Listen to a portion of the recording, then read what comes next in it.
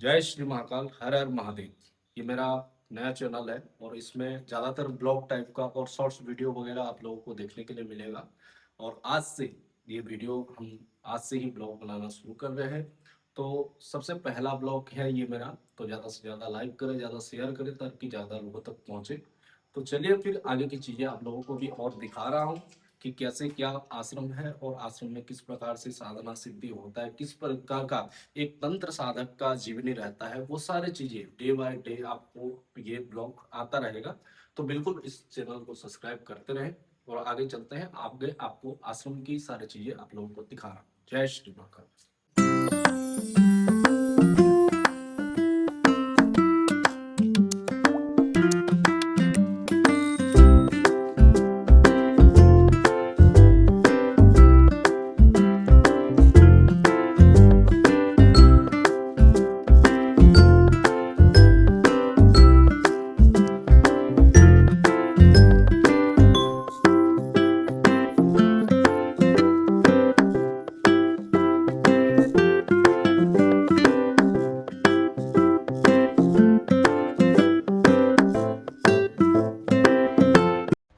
उसके बाद आ जाते हैं आश्रम पे और आश्रम को आप लोगों को भी दिखा रहा हूँ कि किस प्रकार से आश्रम है। आप लोग भी दर्शन कर लो, माता का भी दर्शन कराया जाएगा। ये जो देख रहे हो सामने, ये हमारा हवन कुंड है और यहाँ पे रोज़ाना हवन वगैरह होता है, जो माता की पूजा वगैरह तामसिक सात्विक सारे हवन यहाँ पे होता है। अंदर चलते हैं, माता को दर्शन कर लो।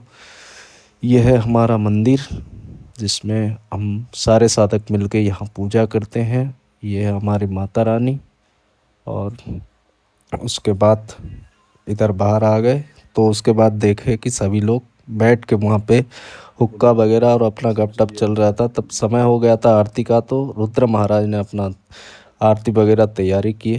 उस पे मैंने अपना फिर शाम के समय का जो पूजा था माता का नित्य दिन, वही शुरू कर दिया। और माता को जल वगैरह छिड़क के उसके बाद उनका धूप दीप जो संध्या की चीज़ें होता है वो सारे चीज़ें करके फिर वहाँ से आरती वगैरह होगा। वो आरती का भी आप लोगों को दर्शन कराऊंगा कि किस प्रकार हमारे यहाँ आरती होता है, क्योंकि ये आरती हर किसी को देखने के लिए नहीं मिलता है। और जो सौभाग्य वाला चीज़ें है वही चीज़ें आप लोगों को दिखा रहा हूँ। जिनके अंदर भाग्य है वही व्यक्ति ही इस आरती को दर्शन कर सकता है। तो अभी तो फिलहाल धूप अगरबत्ती वगैरह सारी चीज़ें चल रहा है। उसके बाद होगा हमारा आरती।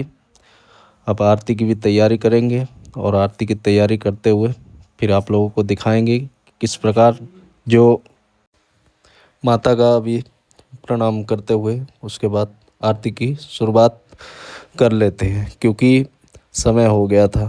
तो आरती जलाए और उसके बाद आरती को शुद्धिकरण करा जाता है, शुद्ध किया जाता है। उसके बाद आरती दिखाया जाता है।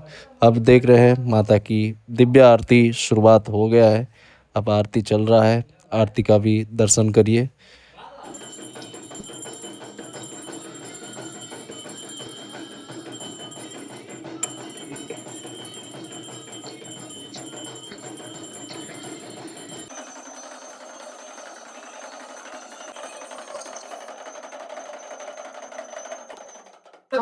दरबार की जय। जयकारा ब्रह्म गुरु महाराज का बोल। जय दरबार की जय।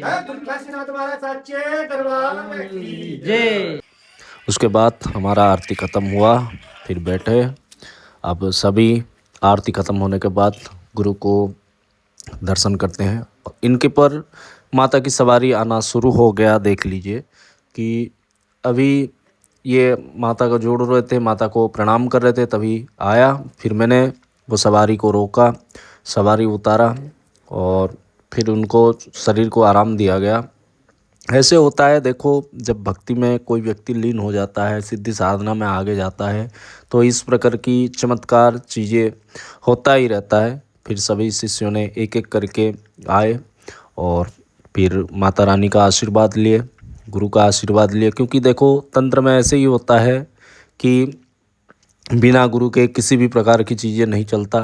तो गुरु का भी आशीर्वाद, माता का भी आशीर्वाद सभी शिष्यों ने आके बड़ी प्रेम से सेवा करे, माता रानी का पूजा करे, आरती वगैरह करे और उसके बाद दर्शन करके फिर हम लोग फिर निकलेंगे यहीं से बाहर। तो मैंने एक जने और थे तो उनको भी रोक दिया कि ताकि वो भी दर्शन कर ले, फिर उसके बाद बाहर चलते हैं।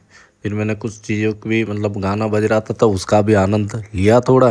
अब ये आ गया धर्मेश, फिर उसने भी हाथ जोड़ा, उसको भी आशीर्वाद दिया, फिर बाहर आ गया। बाहर आया क्योंकि आप लोग भी जानते हो हुक्का वगैरह का शौक़ होता है हमारे। तो बैठा थोड़ा हुक्का पी लूँ सोचा।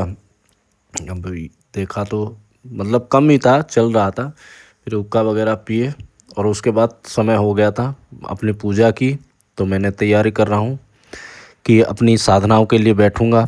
तो उसी के कारण मैं अपना तैयारी बनाया, अपना जो भी वस्त्र है वस्त्र पहन के फिर मैं अपनी चीज़ों पे लड़कों को भी बिठा दिया था साधनाओं पे। तो लड़कों को बिठाने के बाद मैं भी आ गया था अपनी, मेरा भी खुद की साधना चल रहा था।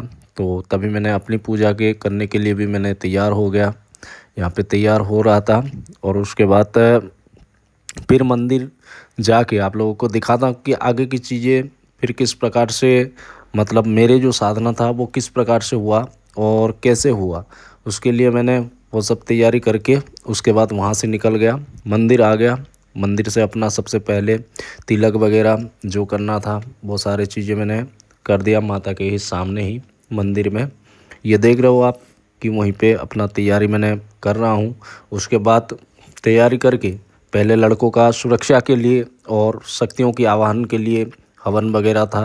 तो उसके लिए मैंने शक्तियों की ध्यान किया, शक्तियों को आवाहन किया और उसके बाद शक्तियों की मैंने पूजा पे लग गया ताकि जो भी शिष्य आए हैं उनको उन शक्तियों की प्राप्त हो, उनकी सफलता का प्राप्त हो।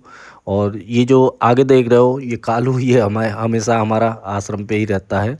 अब मैंने हवन वगैरह चालू करने के लिए कोशिश के तैयारी कर दिया। उसके बाद मैंने हवन चालू कर दिया। हवन चालू करने के बाद मैंने अपनी जो भी क्रिया था वो सारे चीज़ें करके हवन करूँगा। हवन करने के बाद क्योंकि मुझे भी अपनी साधना के लिए लेट हो रहा था तो इसीलिए मैंने इनका भी हवन कर दूं ताकि इनको सफलता प्राप्त हो। क्योंकि देखो कोई भी गुरु के पास कोई शिष्य जाता है तो उसका जिम्मेदारी रहता है कि वो शिष्य सफल हो जाए, क्योंकि शिष्य से ही गुरु का नाम होता है और गुरु से शिष्य का नाम होता है, दोनों से दोनों लगा हुआ होता है। उसके बाद मैंने अपनी जो साधना था उसके लिए मैंने आ गया और धूप दीप अगरबत्ती जो भी करना था वो चीज़ें करके फिर माला जाप कर दिया मैंने। क्योंकि मुझे इनसे पहले मेरा साधना ख़त्म होता है तो हवन करना था मुझे। तो इनकी जो पूजा था मैंने वो संपन्न करके मेरा जो भी क्रिया था वो चीज़ें मैंने संपन्न करके उसके बाद मैंने वहाँ से माला जाप वगैरह जो भी था वो सब कर दिया और उसके बाद मैंने हवन की तैयारी कर दी। हवन के बाद ये मैंने कर दिया। उसके बाद मैंने हवन के लिए तैयारी करा। मेरा जाप जब ख़त्म हुआ उसके बाद मैंने हवन शुरू कर दिया अपना जो भी हवन था। आप लोग देखो जो तंत्र क्रिया की होता है वो रात में ही होता है ज़्यादातर। तो ये जो चीज़ें हैं रात की 12 बजे की बात है। अभी तो आश्रम पे ही चल रहा है क्योंकि बारिश वगैरह भी बहुत हो रहा है, नहीं तो ज़्यादातर शमशान में ही हमारा चीज़ें चलता है। ये जो हवन था ये हवन बड़ा तीव्र हवन होता है और इस हवन को मैं अपने गुरु के आशीर्वाद से पूर्ण संपूर्ण करके उसके बाद मैं फिर वहाँ से वहाँ से जो लड़के बैठे हैं उनको भी उठाना था क्योंकि उनका भी साधना कंप्लीट हो रहा था।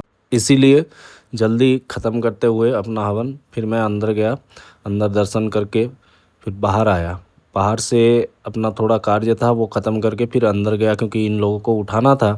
तो लाइट जलाया पहले और देखा इन लोगों का जो जाप था वो ख़त्म हो गया था और एक लड़का का और था तो उसका भी हवन वगैरह था। तो सब लोगों को मैंने वहाँ पे बारी के बारी उठाने के बोला कि उठ जाओ, अभी आपका जो जाप था वो ख़त्म हो गया।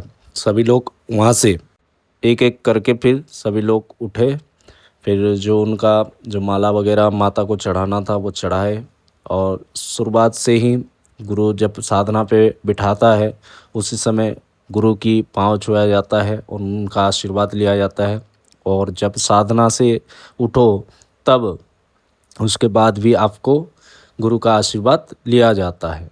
तो ऐसा करके सभी लोगों का जो था वो लोग भी आशीर्वाद लिए और माता रानी इन पे हमेशा कृपा करे। यही था आज की जो ब्लॉग था। तो ऐसे ही ब्लॉग आप लोगों को रोज़ आता रहेगा। जय श्री महाकाल। आपको हर हर महादेव।